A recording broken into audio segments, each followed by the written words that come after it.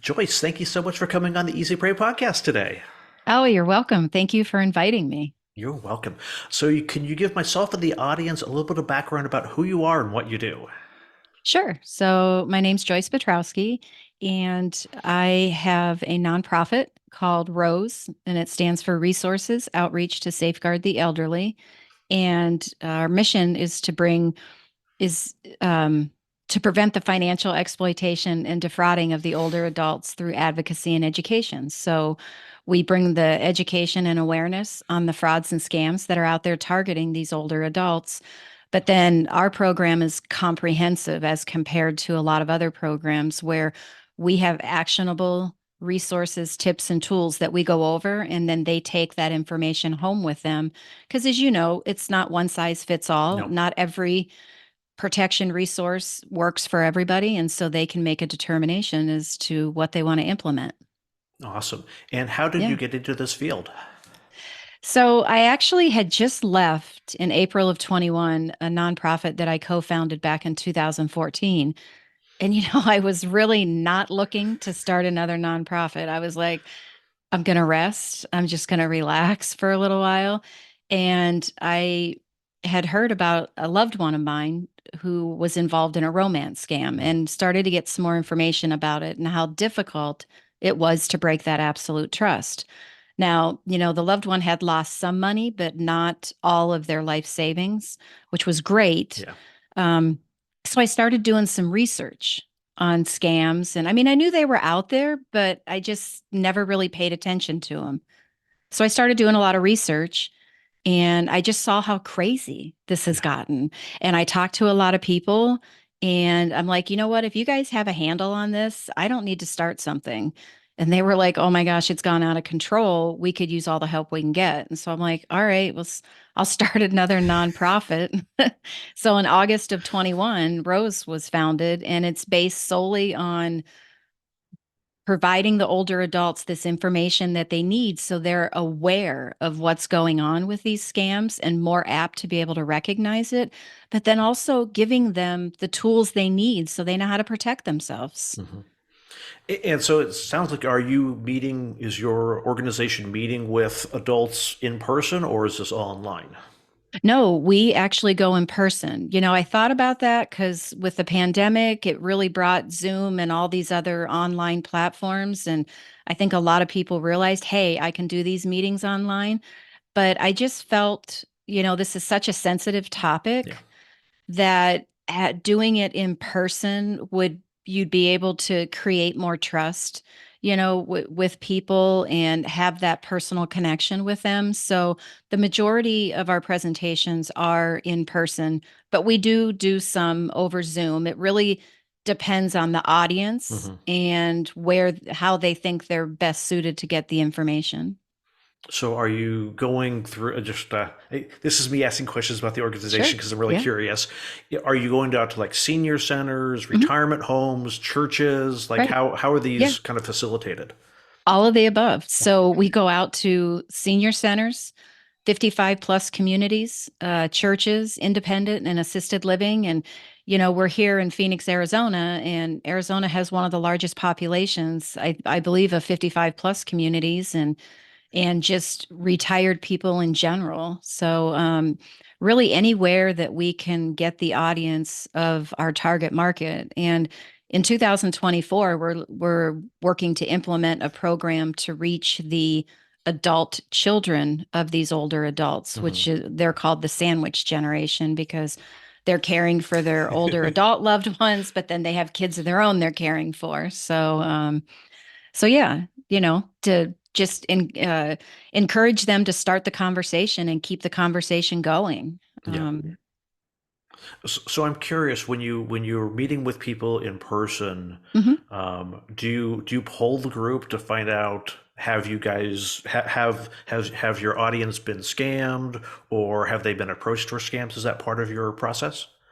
We don't.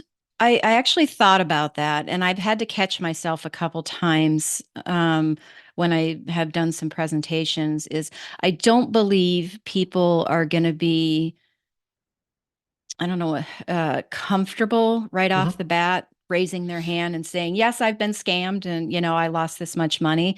So, if we do ask that question, it's more of, do you know anybody, Mm. that's been scammed?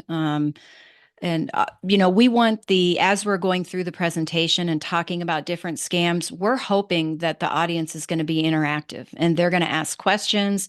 And then sometimes during those questions comes out that they know somebody that's been scammed and this is what happened. And then we talk about it to see Mm. where the red flags were and stuff like that. It's the infamous, I have this friend who, Yeah, and sometimes it's them, other times it is truly a friend. yeah. Do are the retirement communities, the members of the community, not necessarily the people that are running the community, are they Mhm. fairly, do you find that they're fairly aware that the scams are going on, or is this kind of is this a kind of an introduction to this for them? Well, my interpretation is that a lot of them are aware of scams. Hmm. Oh, I've gotten that email or oh, I've gotten that, phone call, but they don't realize to what depth these scammers are going and how the inner workings, 25 years ago, it was that you get the email with the bad grammar Yeah. and it's a scam. You get the phone call, and it's somebody from another country, it's a scam. You know what I mean? And you don't want to. And nowadays, you can't. That's just you can't rely on that, Yeah. because the scammers are extremely savvy and tech smart, and so showing them, well, you take the techniques from this romance scam and you add techniques from an investment scam and now you have a pig butchering Yeah. scam. And they found out that everybody caught on about the IRS scams that you owe money, so now they're actually saying if you don't pay you're going to get a call from the police because there'll be a warrant out for your arrest, and then the next phone call you get is they're saying they're from that police department and they have a warrant for your arrest, just along the ways to make it seem more believable. Yeah.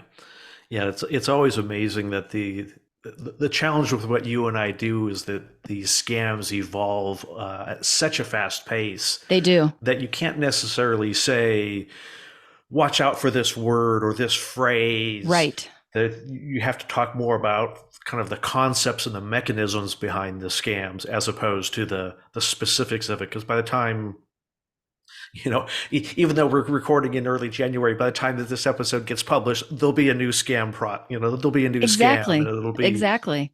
it won't be Amazon gift cards or Apple gift cards. It'll be, I don't know, something else. It will be. Unfortunately, you're right. There'll be something else out there. So let's talk about some of those mechanisms. What are some of Sure. the kind of not the specific word red flags to watch out, but for the conceptual red flags that people should be watching out for? Well, so, there's a fair amount of scams that are initiated through email, or they might start on a text message or a phone call, but then it goes to email. Um, it's so the first thing is that unexpected contact. You know, was I expecting an email from my bank? Was I expecting this email from whoever it is and Hmm. or whatever company it is?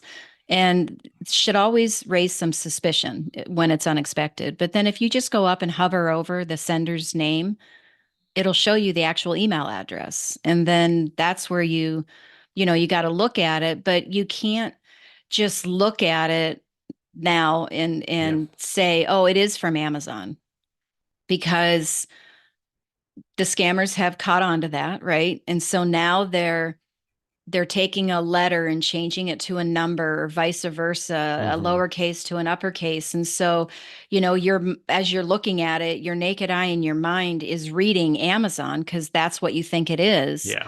But when really it's not, there's a little change. And so we've suggested to people, anything to the right of that at sign, just get a piece of paper and write down every character, every symbol, every number, the way it is on there.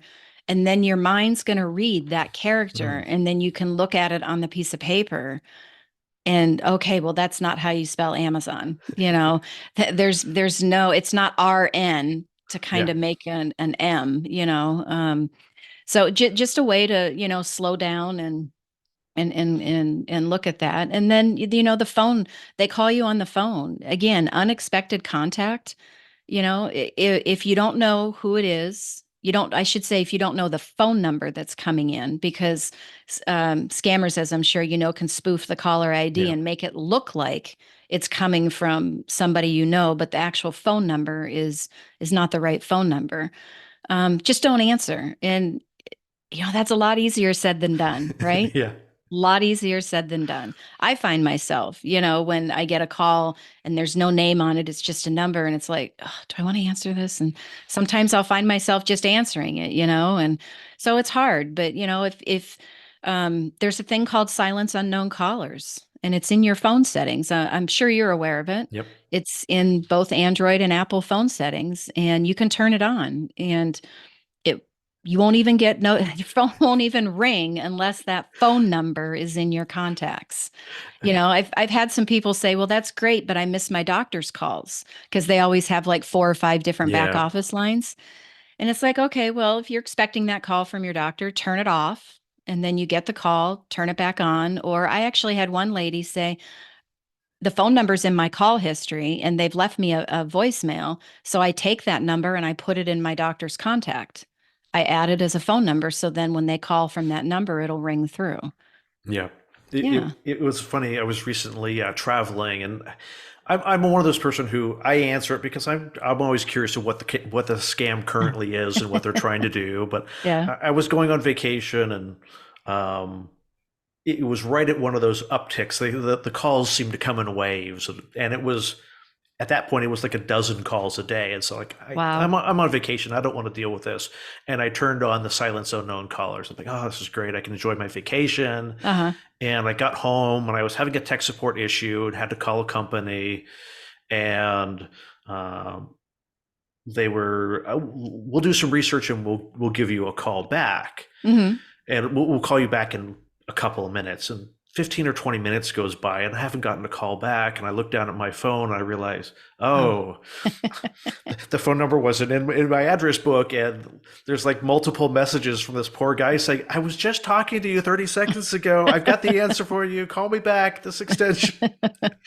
So yeah, Yeah. it does take some effort to remember when to turn it on and off when you're doing Right. that. But Right. because that was Yeah. always my concern is that, oh, some doctors, some appointment that I've made is going to call me at some number that I don't recognize. That's always been my Right. excuse, but I've honestly I've put it back to silence unknown callers, and my day's a whole lot more productive now. I bet. I bet. At some point you're probably like, is my phone broke? I, It's I, not ringing. I'm not getting any calls. the scammers have all stopped. No, you're just not talking to them anymore. Right. Exactly. Okay, so we've got the unexpected contact, whether it's by Hmm. phone or by email, and the advice to kind of slow down. What other kind of mechanisms should we be looking at? Well, so email and phone are big. They've been around for a long time. You just said it, slow down. No matter how the contact comes, and with all of the technology today, it can come through social media. It can come through, you play the game, online Hmm. games, where you're actually talking to people. If you're on a dating site, it can come basically anything that's connected to the internet, the WhatsApp, those message apps, you can get the contact through there. And you just have to slow down and think about what's going on. And if you're not sure, talk to somebody else that you know and trust, because maybe with them asking questions, it might help you determine, that, okay, yeah, this really is a scam. I'm not going to respond to it. Because the scammers are going to try to get you into that emotional state, Yeah, whatever emotion it is, and they want to keep you in that state because you're more apt to act on what they want you to do and say if you're in that emotional state.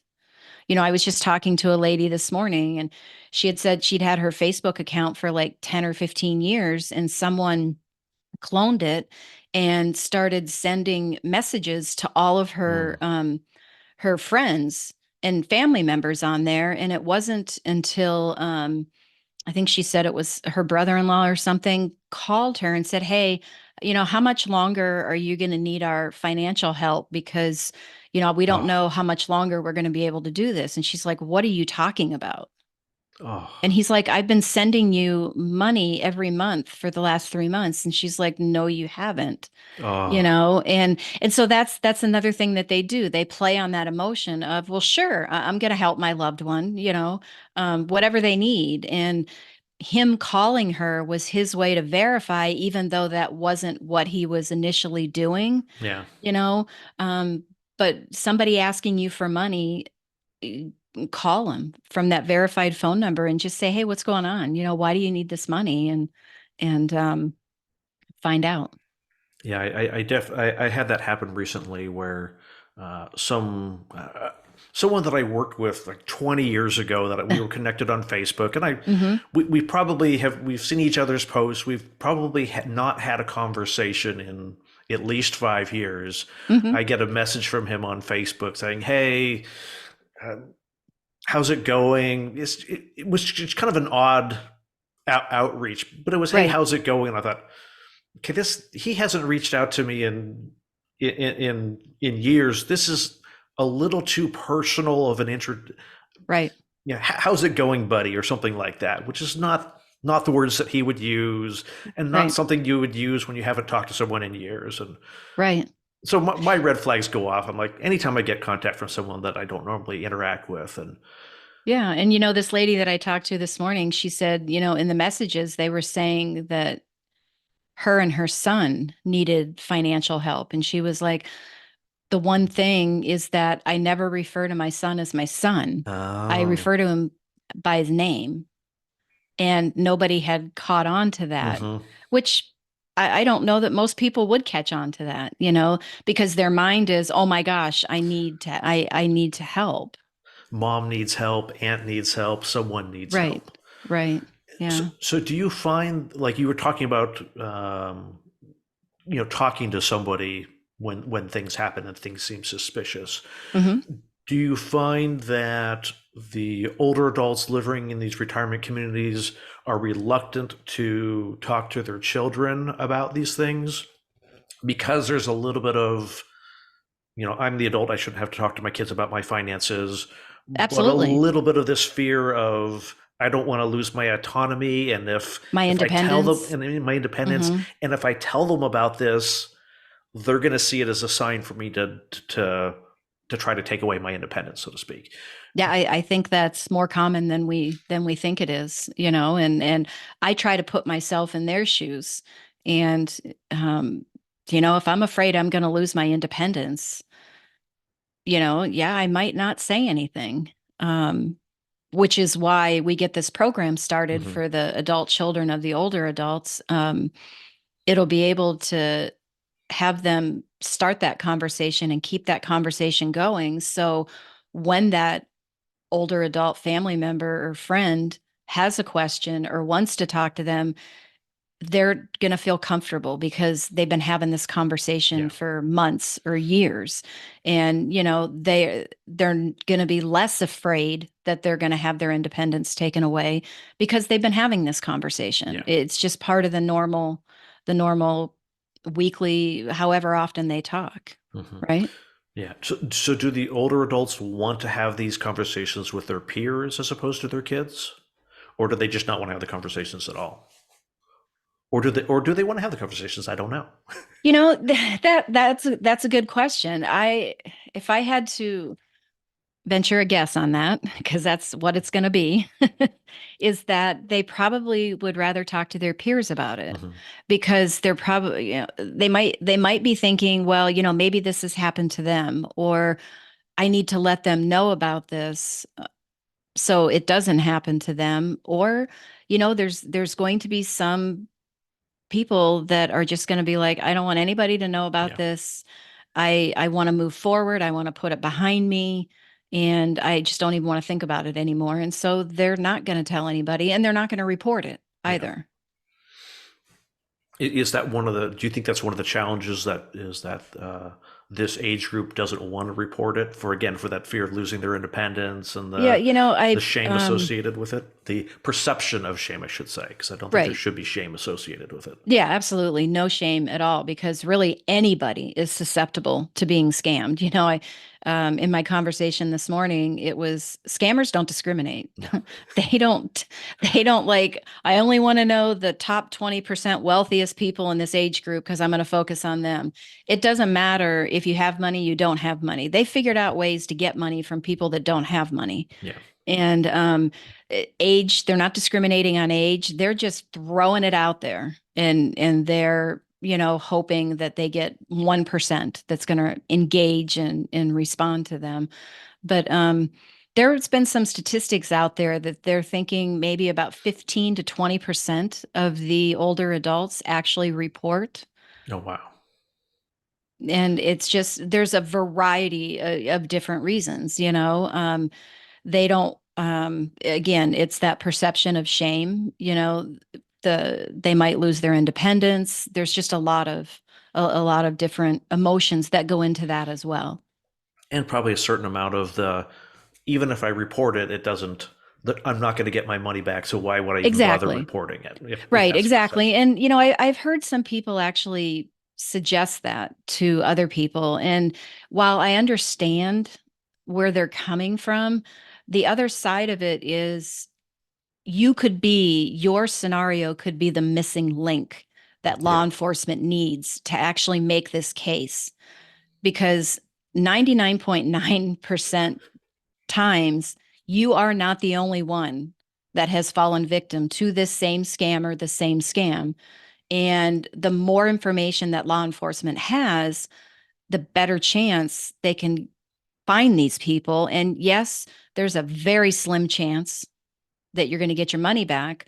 But if the people can be found and caught, um, that's going to save other people from falling victim to that scammer. Yeah. And law enforcement doesn't know, they don't know what they don't know. So if they don't know the Exactly. crime is happening, they don't Right. know what resources should be dedicated towards it, how many Right. investigators they should have if no one Right. bothers, if no one takes the time to report stuff. Right. And, sometimes I think it might be confusing for some of the older adults that aren't, because you think about it, and I'm one of the baby boomers, I'm at the tail end of it. We didn't grow up with technology. We didn't Yeah. grow up with cell phones and computers and all of this technology. And so while some of us have learned, very well how to use the technologies, others haven't. And so it might be confusing for them because if you Google, how do I report a scam? Yeah. You're going to get so many different ways to report. And it's like, do I have to do all of these?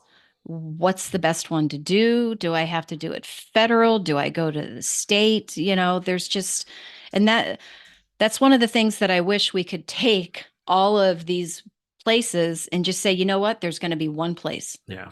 that you're going to report it to, and that place is going to disseminate it where it needs to go for law enforcement. And maybe that'll happen someday.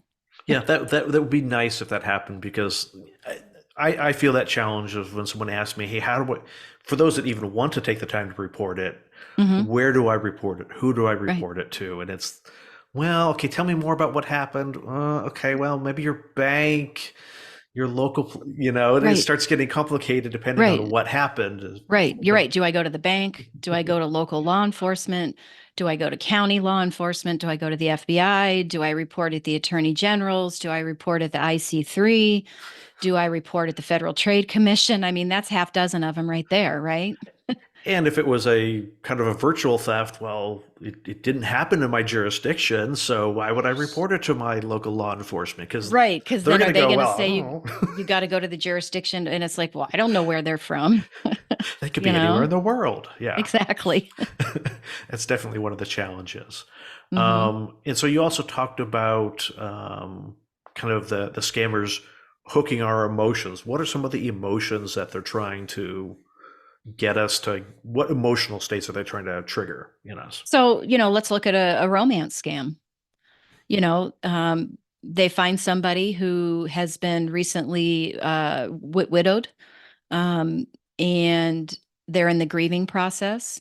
And so, or they find, somebody that's just single, that, their spouse has been gone for a long time, but they're looking for a partner for the rest of their life. So they're Hmm. looking for that love. And so they can get them into that emotional state of, I've got somebody that I'm in love with, and we're going to be together for the rest of our lives. And that's that emotion and that absolute trust that's really hard to break.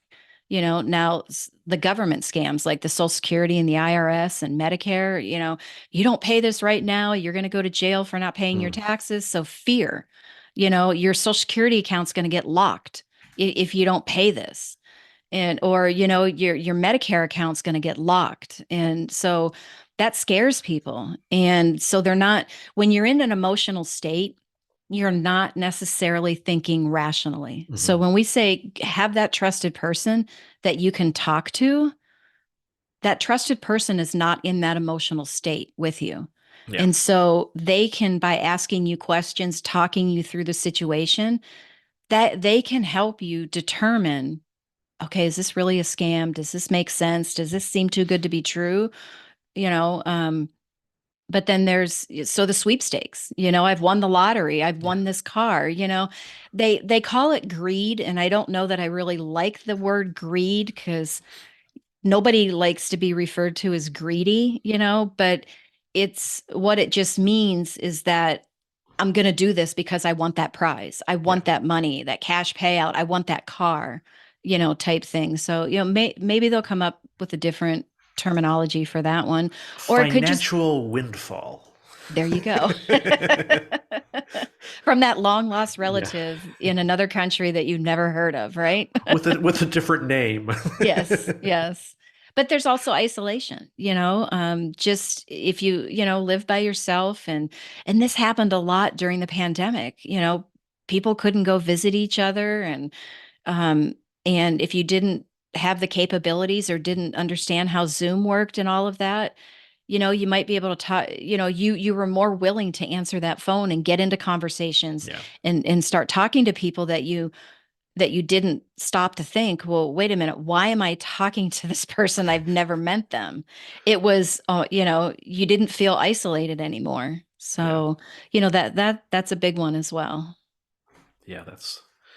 That's the one that the isolation one is the one that always concerns me the most. People that either are already isolated in and of themselves, or Right. when the scammer is trying to isolate them from their From, friends, oh, family, yeah, and their trusted network. That to me is the exactly. And they're really good at that. They are really good at that.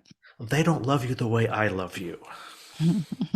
All that sort I of think I think they all must have like a psychologist on staff, because I don't know, they just seem to always know the right thing to say to keep the person in that frame of mind that they want them in, and yeah, so I suspect it's not. I suspect it's a lot of trial and error yeah. and Hmm. and sharing your playbook with your co-conspirators. Right. I mean, just look at how scams have evolved over the last 25 years, right? We talked about that earlier. It used to be that phone call or the email with the bad grammar, and it's just totally done a 180, and Yeah, it's so sophisticated now. yeah, it's really startling. So as we begin to wrap up here, I know there's a couple of Sure. resources we want to make sure that we make available to the audience. But are there any final um, people have to be aware of this latest scam, or Chris, you missed out on this one point that is absolutely vital that we've got to talk about? Well, that one point, I think we touched on it earlier, but it's worth repeating, is that everybody is susceptible to becoming a victim of a scam or to fall for a scam. Some people might realize it right after it happens. Other people, it takes a lot longer. Hmm. And, some of them unfortunately don't realize it till they've lost all of their money, and then the scammer breaks the contact with them. Um, so just realizing that, and that scammers don't discriminate. They don't care how much money you have, how little money you have, your age, anything like that. They are, because, one somebody says, I don't have any money. Well, then they might ask you to be a sponsor. And I say Mm. that with air quotes because you're really a money mule, which is illegal because what the package you're getting and then sending someplace else was illegally begotten. So that makes the whole process. But they also will walk you through, if you have a credit card, how to do a cash advance on your credit card. And then now you have the money to give them.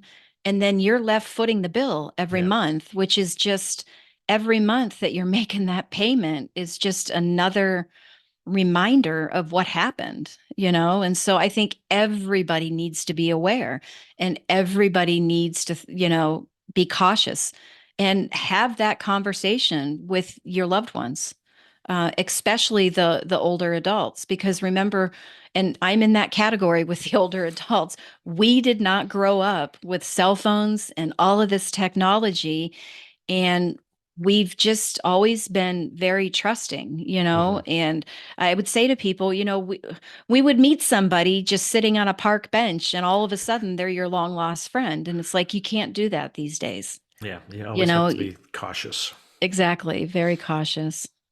So you have a great resource, The Anatomy of a Scam, and Yes. a number of the things that we've talked about, and a bunch more. Where can they find that?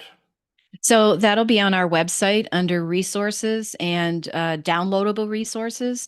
And then if you sign up for our newsletter that we do via email every month, you'll get a email back with some information. And part of that information will have that anatomy of a scam And on it. what is the website?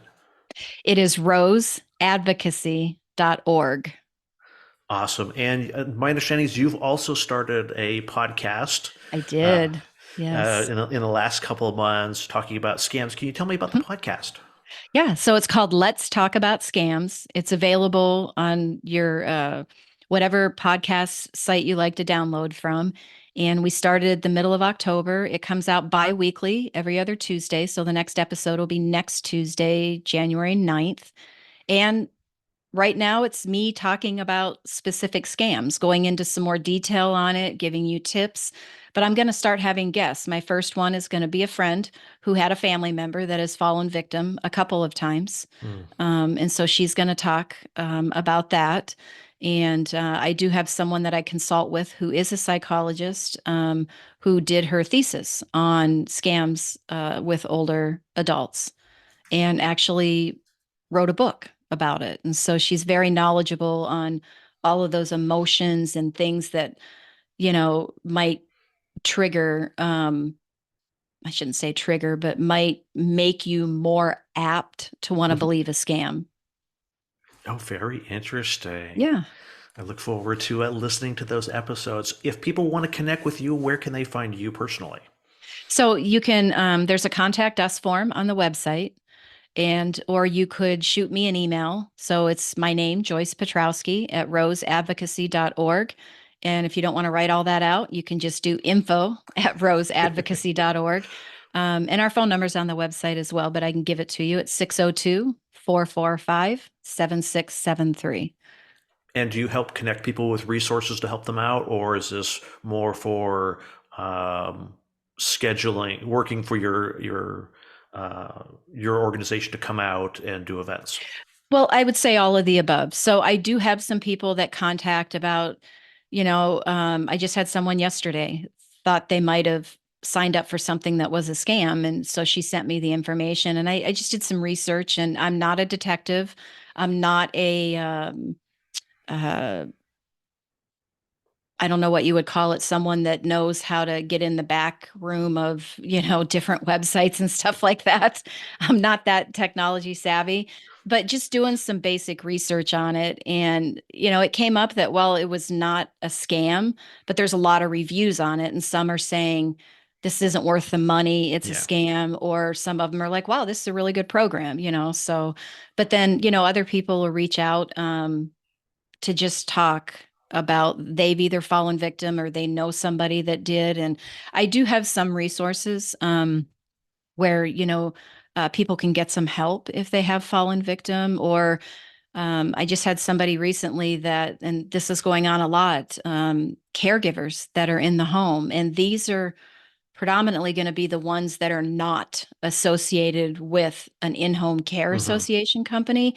They just are out doing it on their own. And Yeah. I don't want to throw a big blanket over all of them that are doing it on their own, but they're the ones that are going to go out and try and take over someone's power of attorney and their estate and their house and their car and all that stuff. They're not working through a legitimate Yeah. company. They're out there doing it on their own. And this happened. And when the lady passed away, her brother talked to the caregiver and she's like, there's no estate. There was nothing. And he's just like, "Yeah, that's not true." But what can he do? Yeah. You know, he has to hire an attorney. Ugh, So, that is very, very challenging. yeah. On that note, Joyce, thank you so much for taking the time and coming on the podcast today. Absolutely. Thank you for having me. I appreciate it. You are very welcome.